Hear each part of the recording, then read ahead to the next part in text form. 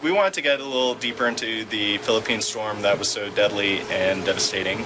So we wanted to find out some of the causes, and Nadia's got some. So it's Tropical Storm Sendong, right, that hit the Philippines over the weekend? Is it part of a trend, or? No, it's hard to tell if it's part of a trend or not. I think when we start looking now a little bit more about La Nina developing again, it tends to bring more rain into that area. It's way too early to tell if this was actually related to La Nina, but tropical storms, tropical cyclones in general in the southern Philippines, that far south, that close to the equator, are actually pretty rare. Okay, why was it so intense? When we talk about tropical cyclones, I think we talk more about intensity in terms of wind. And I think that's what people associate tropical cyclones with. If it's a tropical storm, as opposed to a hurricane or a typhoon, for example, people say, oh, it's just a tropical storm. We refer to it just a tropical storm.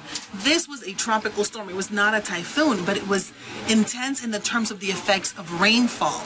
And tropical storms can be, as we can see in this case, deadly, quite deadly, and not be as intense as far as wind is concerned. Did they have enough warning, the people in that area? Do you guys feel like they had proper warnings from the government? And there were warnings out from Pagasa, the local authority on weather, and they were out far enough in advance, but I think people just really didn't take as much concern with the storm because of the fact that it was a tropical storm.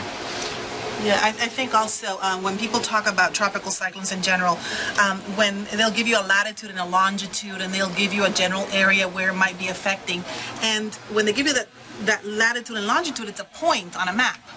And people need to realize that tropical cyclones can affect wide areas, and that latitude and longitude is only a point on a map, and there are going to be areas far away from that center of circulation that are going to have effects from a storm. It could be rough seas and people stranded in ferries, hundreds of kilometers away. It could be high waves on a shoreline of another country, or it could be, of course, in this case, it was the very heavy rain that fell in the mountains that brought all of this destruction in areas that were not necessarily that close to that center of that storm. Back to Mari's point, a lot of people, pretty much everyone, focuses on that wind speed, on how strong a storm is. But the deadliest thing in storms is inland flooding. Yeah, that's one of the things.